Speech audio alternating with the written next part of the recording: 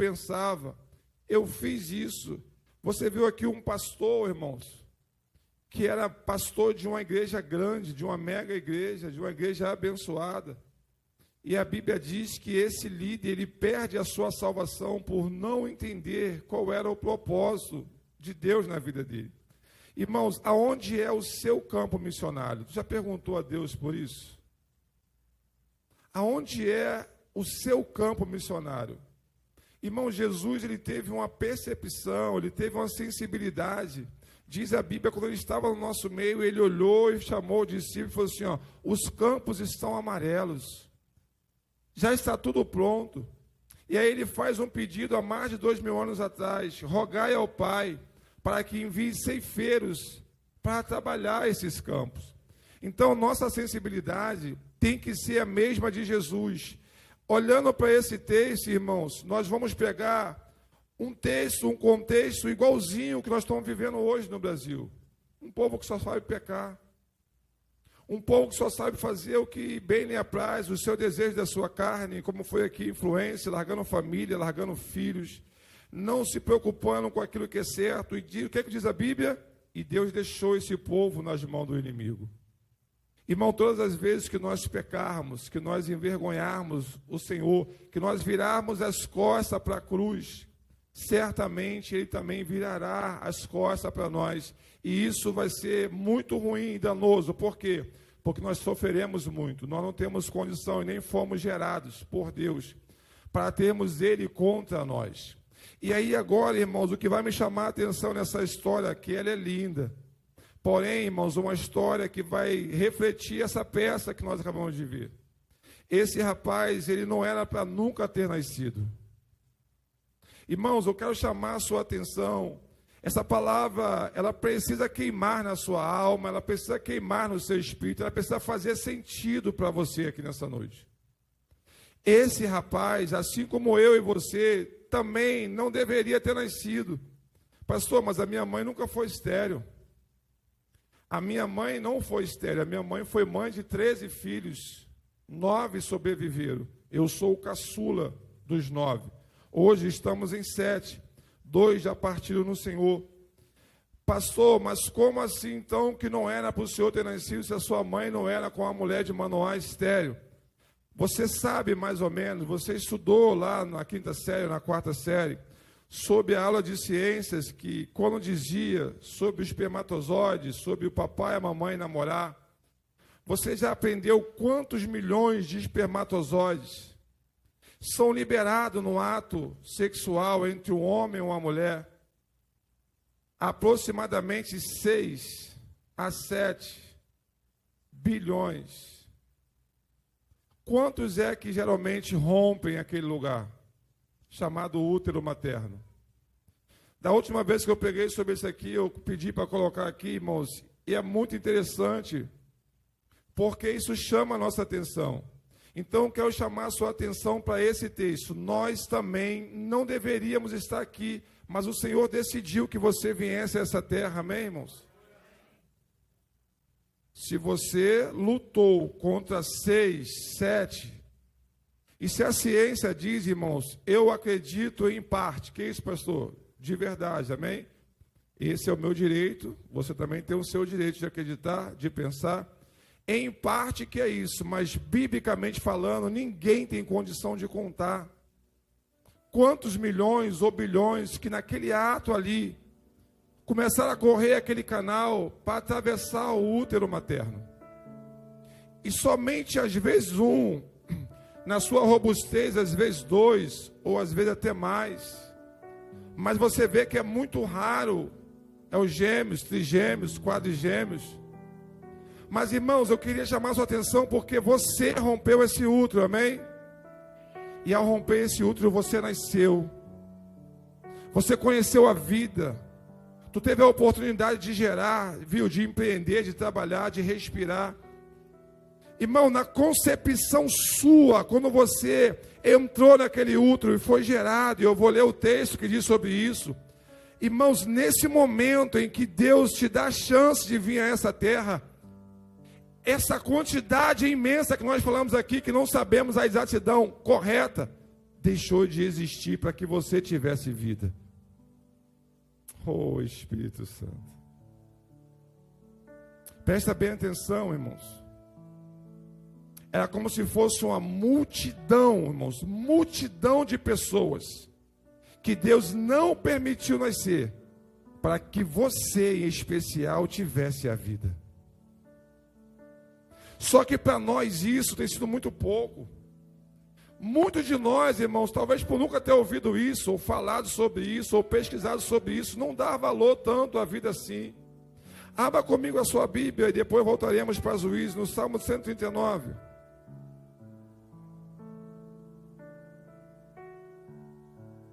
O salmista Davi, no versículo 14, 15 e 16, ele vai expressar a sua alegria e gratidão a Deus. Por quê? Pelo que eu acabei de te falar, ele teve esse entendimento, ele falou: Senhor, eu fui formado de uma forma tão admirável e maravilhosa, e isso é muito profundo para mim. Por que ele estava falando isso, pastor? Porque ele teve esse entendimento, ele falou assim: milhares e milhares morreram para que eu nascesse. Oh, Espírito Santo. Irmãos, é como você vê, infelizmente ou felizmente, eu não posso dizer assim, não sei qual é a palavra certa agora nesse momento, em alguns países que nós vemos aí, que existe catástrofes terríveis, terremotos como agora próximo a nós, a Venezuela, maremotos, tsunamis.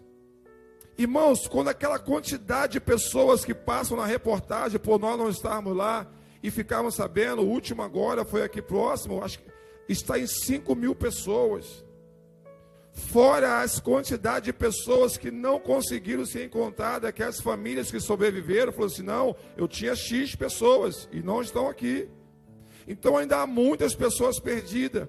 Quando nós pegamos isso e fazemos um paralelo ao que acabamos de falar aqui agora, é para nós pensarmos: um montão morreu, alguns ficaram soterrados, e lá naquele meio daqueles escombros, Deus veio e trouxe a vida. Deus quer que eu e você sejamos gratos, porque você nasceu com um propósito, amém? E quase sempre, quando eu acordo pela manhã, quando eu vou caminhar para o funcional, para algum lugar, eu gravo um vídeo e boto lá: faça a sua vida toda valer a pena. Acorde, agradeça a Deus, contemple algo que Ele fez por você, celebre. Não seja somente mais uma pessoa nessa terra, seja aquele que vai fazer a diferença, amém, irmãos? Porque você nasceu com um propósito.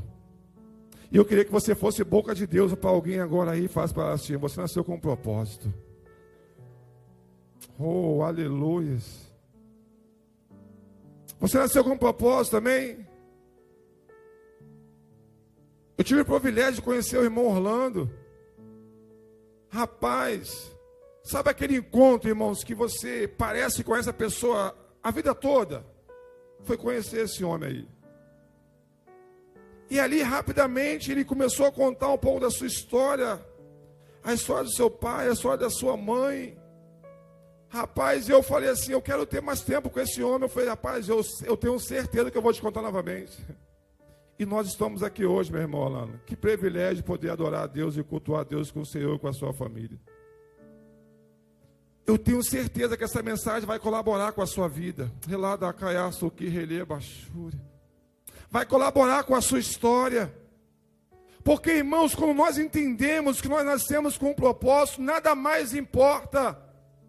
Quando nós entendemos que nós nascemos com um propósito, irmão, o inimigo vai vir, o mal vai vir, mas nós vamos prevalecer e vamos avançar, porque entendemos, irmão, que nós temos um objetivo, temos um alvo, e quem tem um alvo e um objetivo, nada e nem ninguém pode paralisar isso, irmãos. Eu te louvarei, Senhor, Salmo 139, versículo 14, porque de um modo admirável, irmãos, e maravilhoso eu fui formado. Presta bem atenção. Quando eu estava estudando isso aqui hoje à tarde ainda, o Senhor falou comigo: talvez, Adriano, vai entrar alguém lá que é fruto de um abuso sexual. Talvez quando você voltar a pregar essa palavra, essa mensagem chegar em outro lugar, em outro país, ou em outro lar, Talvez a pessoa que vai te ouvir, ela pode te repudiar e falar: como é que eu fui formado maravilhosamente, se o homem que estupou a minha mãe, ele não conhecia ela, a violentou, e talvez ela morreu e eu nasci. Presta bem atenção, se você está vivo, e quem é que esteja, estiver vivo e alcançado for por essa mensagem, se você viveu é porque você tem um propósito debaixo da terra. Talvez o momento em que ela viveu, talvez como ela foi concebida, foi trágico, foi doloroso, mas se ela sobreviveu é porque ela tem um propósito, irmãos. E o salmista Davi, ele fala isso: maravilhosas são as tuas obras, e a minha alma o sabe muito bem. Verso 15, por que muitas pessoas que foram abusadas sexualmente, foram estupradas, ou fruto de um abuso, ou de um relacionamento, ou de uma rejeição paterna, materna, ela às vezes hoje carrega esse trauma, esse estigma, por não conhecer a palavra do Senhor, por não conhecer a Bíblia, irmãos. Por quê? Porque eu estou acabando de ler. Se você está aqui nessa noite, eu estou te abençoando, dizendo: ei, Deus sonhou com você, independente de como você foi nascido, como você foi gerado. Recebe essa palavra nessa noite. Os meus ossos, verso 15, não te foram encobertos, quando no oculto fui formado, e esmeradamente tecido nas profundezas da terra. Aqui o salmista está usando a terra, irmãos, para falar da profundeza, da escuridão que ele viveu, que ele foi gerado na barriga da sua mãe. Verso 16: os teus olhos viram a minha substância. Presta bem atenção. O líquido, o esperma que saiu do homem, que entrou na mulher, que conseguiu penetrar no útero materno. Irmãos, o salmista, ele está admirado. Ele fez uma canção para louvar Deus. Ele é agradecido. Ele fala assim: ó, eu não nasci por obra do acaso, eu nasci porque o Todo-Poderoso, Ele tem um plano e um projeto perfeito para a minha vida. Você pode aplaudir o Senhor por isso, querido. Você não nasceu por um acaso, você nasceu por um propósito. O que é que eu preciso saber aqui nessa noite, pastor? Disso. O mundo precisa ouvir essa mensagem, irmãos. E eu e você somos resposta para esse mundo. As pessoas precisam saber que os olhos do Senhor viram ela quando ela estava no ventre. Irmãos, então o que eu vejo aqui? O que a ciência mostra hoje, nós temos como saber. Davi não tinha essa tecnologia naquela época. Davi teve essa revelação, que quando chegaram no útero materno, todos os outros milhões caíram, morreram, e ele entrou, e ele fala: eu te louvo, porque o Senhor abriu para mim, o Senhor me permitiu chegar, e eu estou vivo, bendito seja o nome do Senhor, irmãos. Aí ele vai falar algo agora tremendo para mim e para você.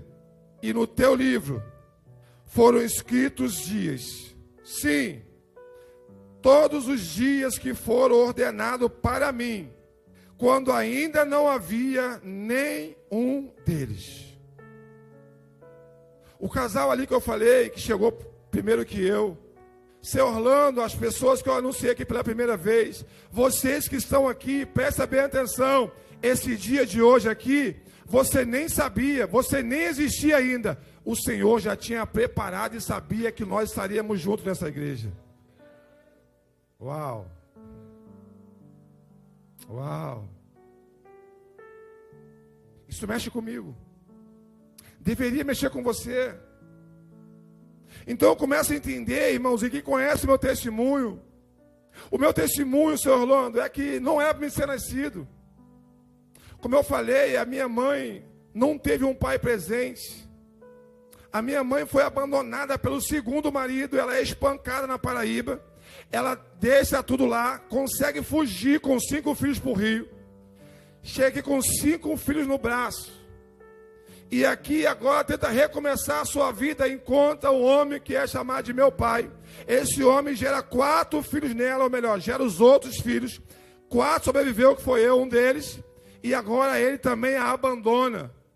E essa mulher agora tem que trabalhar, irmãos, dia e noite para sustentar 8 filhos. Quando ela descobre que está grávida do Adriano, ela decide no seu coração abortá-lo.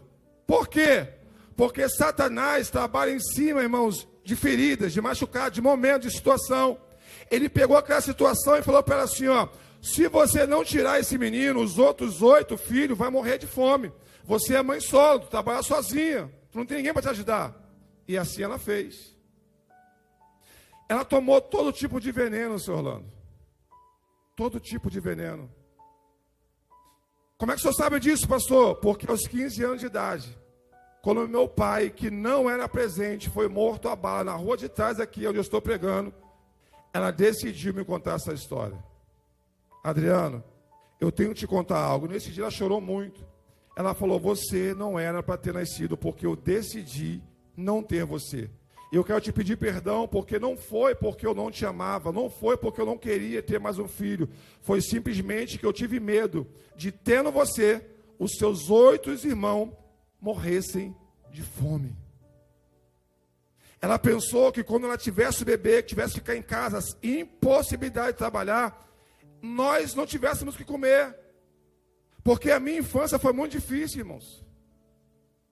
Irmãos, eu brinco com algumas pessoas. Hoje, irmão, nós temos tudo do bom e do melhor. Mas quantos aqui passou pelo que eu passei? Quantos aqui, irmãos, teve como sua mistura naquela época banana cozida? Quantos naquela época, irmãos, teve como a sua mistura mamão verde cozido? Quantos naquela época, irmãos, tiveram, irmão, para comer, para fazer a única refeição, água com farinha? Tem alguém aqui que se identifica com isso? Tem alguém aqui? Presta bem atenção. E aí, a história que ela me conta é que ela tomava veneno. Por quê? Porque ela não queria ter esse filho para que os 8 filhos não morressem. E agora conta ela a história, senhor Orlando, que a barriga dela só crescia. Só crescia. Quando ela viu, irmãos, que não conseguiu abortar, ela agora ficou aterrorizada. Por quê? Porque pensava ela assim, ele não morreu, então certamente vai nascer, mas vai nascer defeituoso. Vai nascer sem uma perna, porque, irmãos, você consegue hoje dar um Google e saber disso. Mulheres tomaram remédio para abortar, que tiveram filhos defeituosos, ou que quase morreu no parto, ou que morreu e a criança nasceu. E ela agora ficou apavorada, irmãos. E, como eu te contei, trabalhando até o último dia da gravidez, irmãos. Eu vivi uma infância que a minha mãe chegava em casa, nós corríamos para abraçá-la por 2 motivos. Porque ela chegou e porque ela está trazendo a provisão daquilo que nós precisávamos comer naquele dia. E ela conta que agora, com 9 meses de gravidez, uma barriga desse tamanho, nós morávamos no morro, Rua Fátima de Albuquerque, lote 1349. Ela escorrega daquela escada, não mais intencionalmente, mas ela escorrega porque estava de madrugada, tinha chovido. As escadas naquela época eram de barro, com a tábua e toco em pé assim, irmãos. Se é no dia de hoje, o Ministério do Trabalho vai lá e condena quem foi que fez aquele tipo de escada, mas naquela época era assim. Ela tropeça no 20º degrau e vai parar lá embaixo, no 1. De barriga para cima, cheia de dor. Ela começa a gritar, entra em trabalho de parto. Quem é dessa época aqui vai lembrar? Quem lembra das parteiras? Uma parteira vizinha nossa, Dona Maria, Dona Luzia, ela corre, pede ajuda, acorda os meus irmãos, vai na outra Luzia parteira, lá do lado da Rua da Casquinha. Ambas começam a trabalhar. Presta bem atenção, para que você entenda, eu entro na palavra do Senhor. Eu começo a ser trabalhado agora para vir a essa vida. Aí, irmão, por milagre, graça e misericórdia, porque a Bíblia diz que eu nasci com um propósito. Eu nasço dentro de casa, com 57 centímetros, 5,4 kg. E vou, depois de uma semana, saber o que é o hospital, para a glória de Deus. Quem sou eu hoje? Hoje eu sou um pastor. Hoje eu sou pastor, presidente dessa igreja. Esposo da pastora Ana Paula. Nós temos 4 filhos, 5 netos e 2 cachorros. Essa é a minha história. Pastor, e como é que o senhor sabe que naquele grande dia o senhor vai diante do Senhor e não vai acontecer como nosso irmão Reginaldo, que fez uma peça aqui, que ele seria médico e não pastor? Eu tenho toda e plena convicção do meu chamado. Eu tenho certeza que naquele grande dia, eu não vou só apresentar a vocês não, mas eu vou apresentar as milhões de multidões que através de vocês se converterão ao reino do Filho do seu amor. Porque diz a história que um homem chamado Billy Graham, ele arrebatou multidões. Quem ganhou Billy Graham na época e converteu, discipulou, talvez nunca imaginava quem ele seria. Por quê? Porque nós não sabemos qual é o seu propósito, mas Deus que gerou você com propósito sabe quem você é, amém, irmãos? Agora olha que interessante, eu pegando essa palavra para você, te fazer entender, irmãos, que eu só estou aqui pregando porque eu nasci com um propósito. E que aos 15 anos de idade, a minha mãe sentada comigo, chorando em lágrimas, ela falou, eu quero te pedir perdão. Eu falei assim, eu te perdoo, mãe. Irmão, mas eu amei tanto a minha mãe, que eu fiz loucuras por ela. Eu fiz juras, eu não conhecia Jesus, minha família não conhecia Jesus. Eu queria chamar a sua atenção aqui. Você não está aqui nessa noite me ouvindo à toa. Você não está aqui porque você é obra do acaso. Você está aqui nessa noite porque Deus, Ele preparou esse dia e já estava escrito no livro antes que esse dia existisse. Valorize esse dia. Honre esse dia. Honre a sua vida, honre os seus pais. Irmãos, e aí, irmãos, eu cresci saudável, gente. Gente, eu fui vir para o hospital agora com 40 anos de idade. Eu nunca bati em hospital, eu nunca fiquei internado, nunca passei mal. A minha mãe falou assim, Adriano, com 15 anos, e hoje eu tenho o maior orgulho de você, porque você é um filho exemplar para mim. Todos se casaram, foram embora, e você está dizendo que decidiu ficar comigo, e só vai se separar de mim depois da minha morte, da sua morte. E assim aconteceu, irmãos. E foi tão terrível, quando Deus tirou a minha mãe, eu fiquei depressivo. Eu pensei em suicídio 2 vezes. Tamanho era o amor que eu tinha por essa mulher. Hoje, por menos do que isso, os filhos são revoltados. Irmão, quando eu era criança, eu nunca me lembro, irmãos, a não ser no final de ano, ganhar uma roupa nova. Quando eu era criança, irmãos, eu nunca me lembro, irmãos, de ver os moleques jogando com quichute. Quem é dessa época aí, quichute? Então deve ter uns 40 anos para cima, maluco. Viu? A juventude não sabe o que é isso. Hoje é chuteira. A chuteira de hoje você faz assim, ó, e calça ela sem botar a mão, maluco. Que chute, era o sonho da molecada. Porque você usava para ir para o colégio e ela tinha umas travazinhas embaixo para você jogar bola. Eu olhava, por que não tinha? Por 2 motivos. Primeiro, que meu pé era muito grande. 46, já gostava 44 com 15 anos de idade. E segundo, que não tinha dinheiro para comprar. Ficava desesperado para alguém ficar velho que ia jogar fora, mas não dava em mim. E aí, pastor? Irmãos, eu nunca me lembro de xingar minha mãe. Eu nunca me lembro de ter amaldiçoado a minha mãe. Eu nunca me lembro de ter brigado com a minha mãe por ela não poder me dar as coisas boas dessa vida. Mas uma coisa eu falava para mim mesmo, um dia eu vou crescer, um dia eu vou trabalhar, um dia eu vou ter uma família, e um dia eu vou ter tudo aquilo que a minha mãe não pôde me dar. Ei, meu irmão, pega essa palavra hoje e faça a sua vida valer a pena. Você pode pegar a sua história, que eu não sei qual é, e sentar num canto e ficar chorando, lamentando a vida toda, mas você pode pegar a sua história e fazer dela uma história de superação. Você pode fazer a sua história, irmão, um motivo para glorificar e exaltar o nome do Senhor. Volta para Juízes para mim, por favor. Abra comigo lá a tua Bíblia em Juízes. Consegue me dar mais retorno, não?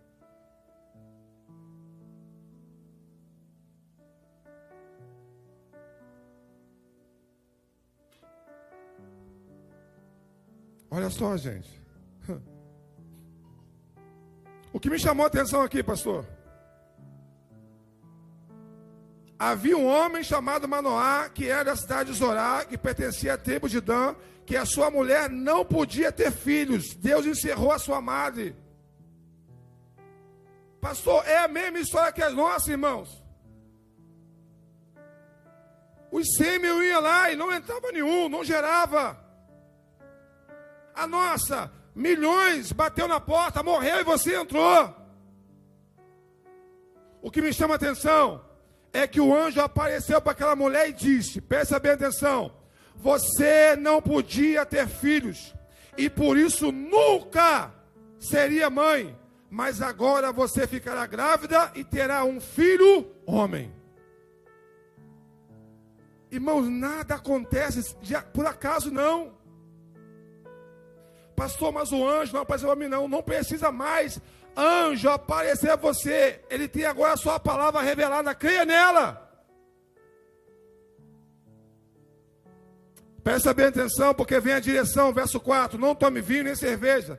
Não coma nenhuma comida proibida ou impura. Por quê? Porque você ficará grávida e dará à luz a um filho.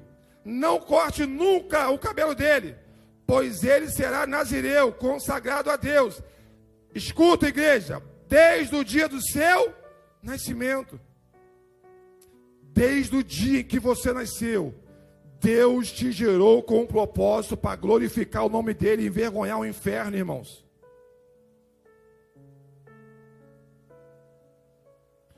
Mas o que, pastor? Tem um ponto. Ele vai começar a livrar o povo de Israel do poder, da opressão dos filisteus. Quanto tempo durava essa opressão, gente? Quantos anos? Põe para mim aqui o versículo 1, meu filho. Olha para cá. Os israelitas pecaram outra vez contra Deus, o Senhor, e por isso ele deixou que eles sofressem 40 anos. Quantos anos? Quantos anos? Faz assim com as suas mãos. Eu vou profetizar. Você nasceu para aliviar a carga de alguém. Você nasceu para livrar alguém do poder do mal. Você nasceu para trazer paz e alegria para alguém. Você nasceu para trazer sustento para uma família. Você nasceu para ser aquele que vai fazer a diferença. Essa história é linda e é triste ao mesmo tempo. Ele nasce com esse propósito, irmãos. 40 anos, o povo sendo humilhado, massacrado, plantava, os filisteus vinham, roubavam, tiravam. Nasce um menino, cresce, com aproximadamente 16, 17 anos de idade, lá no finalzinho do versículo 13, diz o texto que ele vê os inimigos e Deus se apodera dele, e ele começa a destruir os inimigos. Durante um certo período, Sansão vai começando agora o quê? A se desviar do seu propósito. Diz a história no capítulo 16, que ele cai no colo de uma mulher, chamada Dalila. Uma mulher que não é do seu povo. E diz a história que de tanto ela insistir, mulheres, mais uma vez eu quero te abençoar. O poder da persuasão que você tem. Irmãos, eu nunca vi um homem negar algo, uma mulher que fica pelos cantos chorosa. O que foi? Nada não, e nada não. Não, tá tudo bem. Irmãos, eu nunca vi um homem não ceder, ainda que não devia ceder. Imagine se você usar esse poder para o bem. Esse poder para persuadir o seu marido. Começa a ficar chorosa pelos cantos. O que foi? Nada não. O que foi? Nada não. E quando você falar, filho, olha a sua vida, olha a nossa casa, olha a nossa família, olha o mal chegando próximo de nós, e você não se levanta como sacerdote, como cabeça, como juiz. Pelo amor de Deus, se levanta hoje e faça a sua vida valer a pena.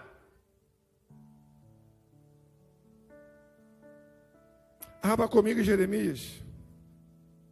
Capítulo 1.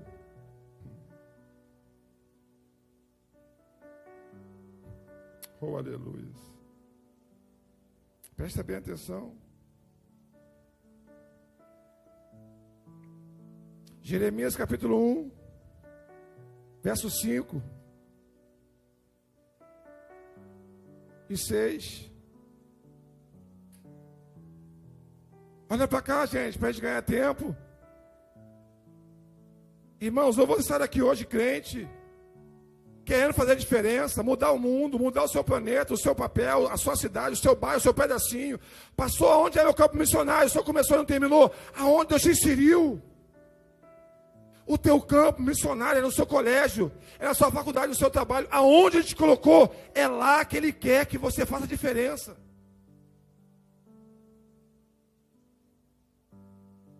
Lê comigo, vamos ficar sozinho no 3. 1, 2, 3.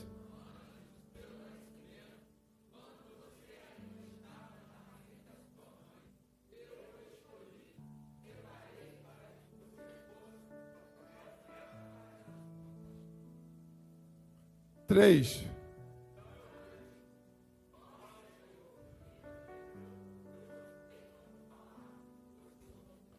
Sete.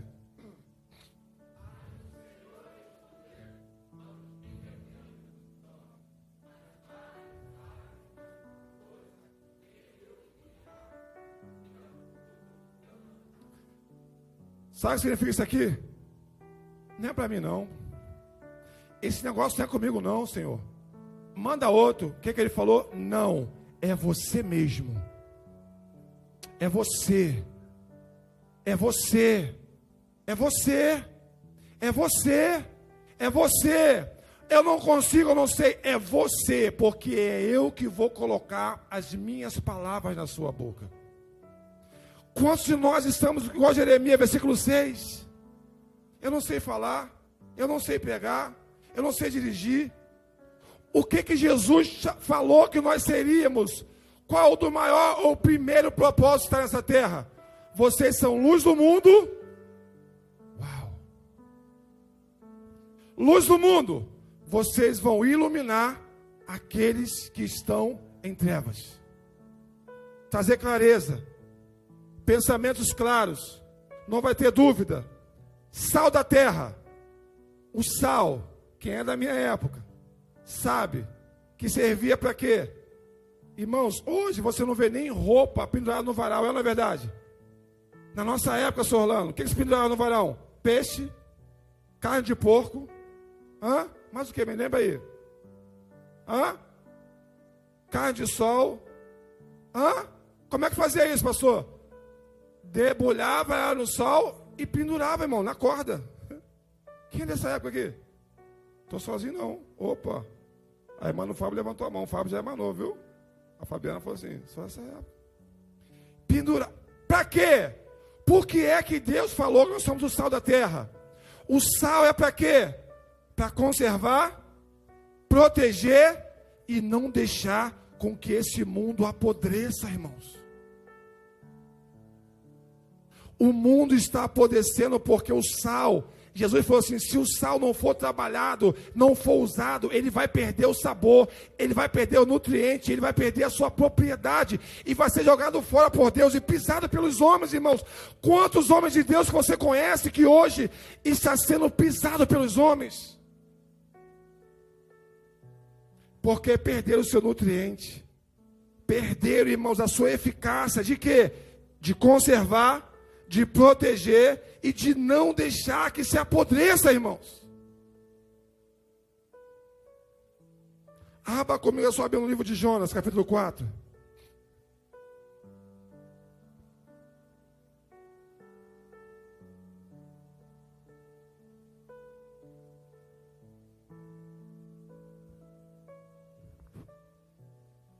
Repita comigo, eu nasci com um propósito. Você crê nisso? Porque a série de mensagens que Deus tem me dado é: você crê no que a Bíblia diz é verdade? Ninguém me tira. Já tentaram? Vamos para cá, pastor. Vamos para lá. Faz assim, pastor. Eu falo assim, gente, me ajuda. Por quê? Porque eu nasci com um propósito. Pastor, mas fulano, Beltrano, olha só, eu nasci com um propósito. Eu quero ler lá o último versículo com você, de Jonas 4. Eu vou explicar rapidamente aqui. Eu quero ler mais um versículo ainda e encerrar essa mensagem.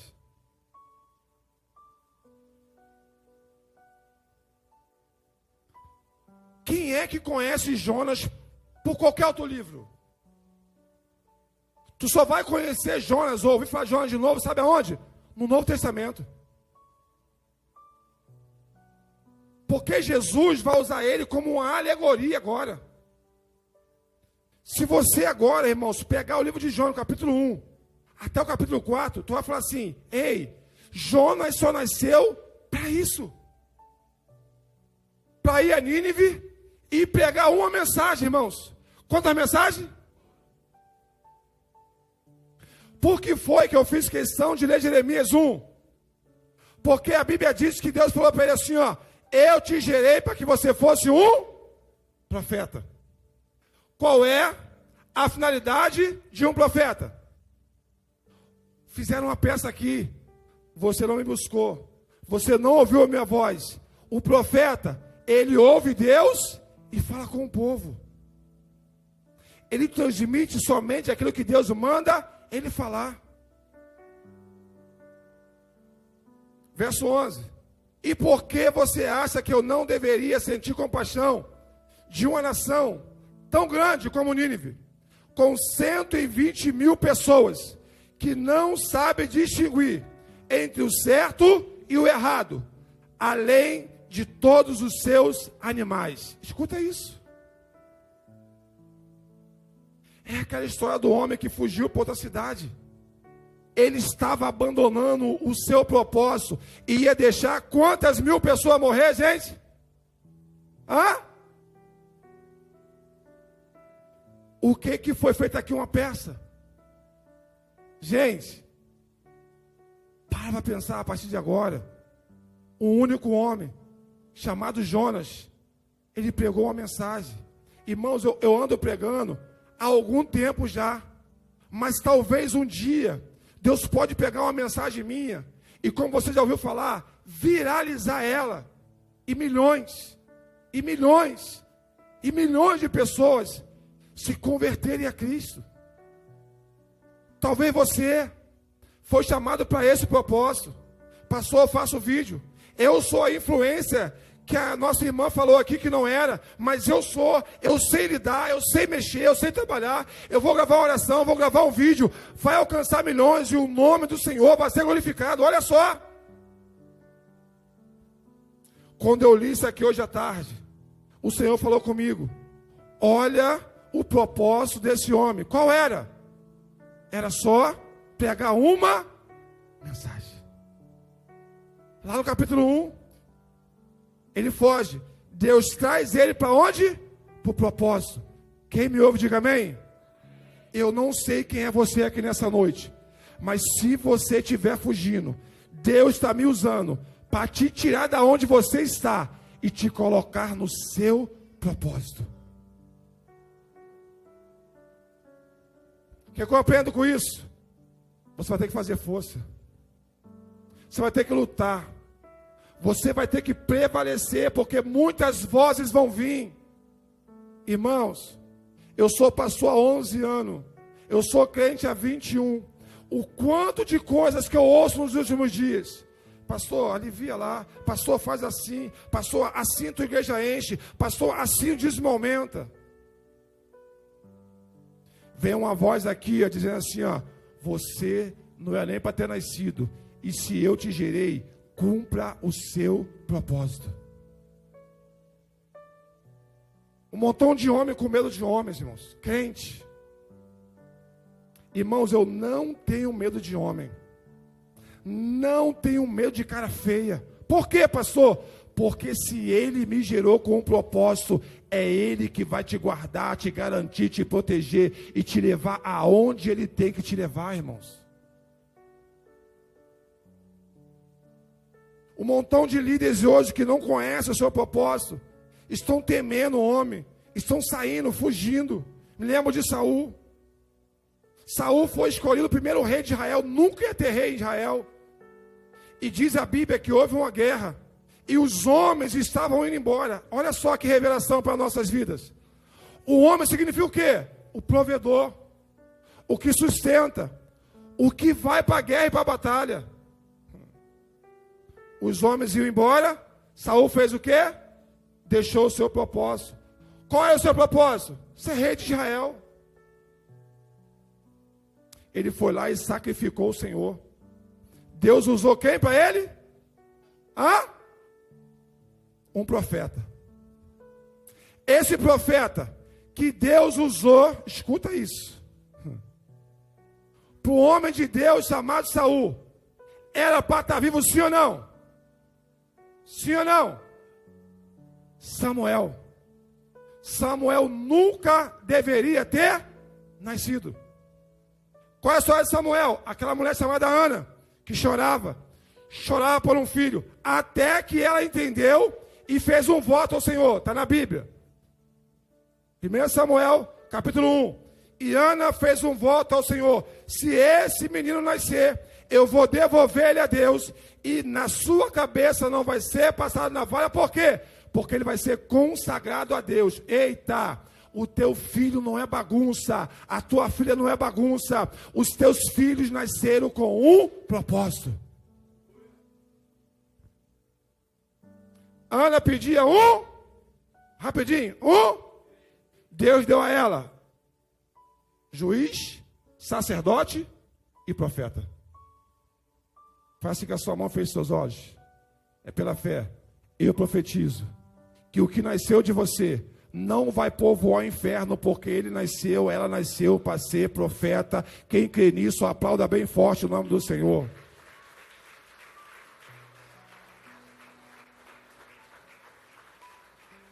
Mas quem é que vai falar isso para esse menino, para essa menina? Você. Você ouviu aqui, a Elizabeth entrou por aqui, a irmã Elizabeth. Para nós aqui, ela é a pastora Elizabeth. Ela falou: eu não preguei, eu não cantava, não fui para nações, mas eu amava os meus filhos, ensinei os meus filhos. E aí Jesus aqui falou para ela o quê? É ele que impactou as nações, não era você, era eles. Pais, escuta o que eu tenho para te falar. Pare todo e tudo ao seu redor e pega os seus filhos e ensina eles no caminho em que ele deve andar. Nós temos aqui um período de 6 horas que oramos de 6 até as 7, ou de 15 para as 6 até 15 para as 7. Quando eu cheguei aqui, tinha homens orando, mulheres orando, e depois passou para outra família que está na intercessão hoje.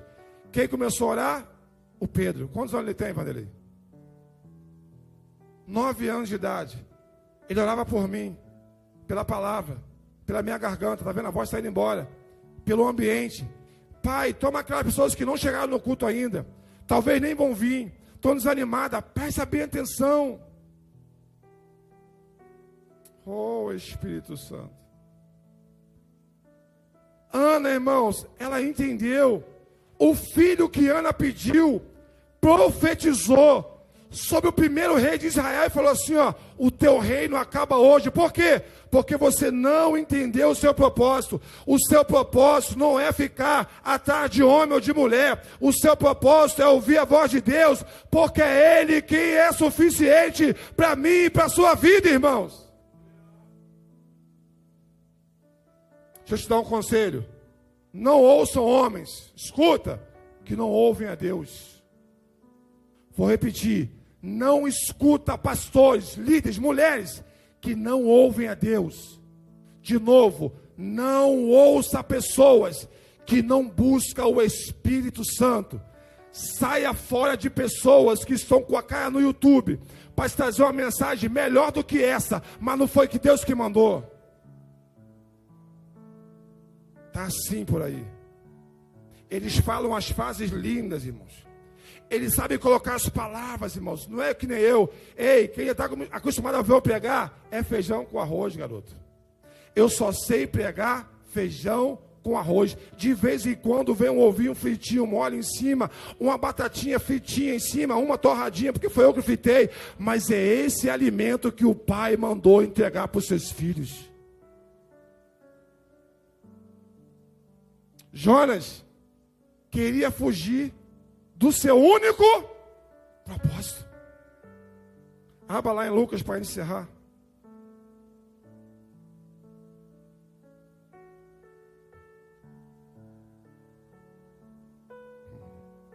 Oh, aleluia. Capítulo 1. Verso 5.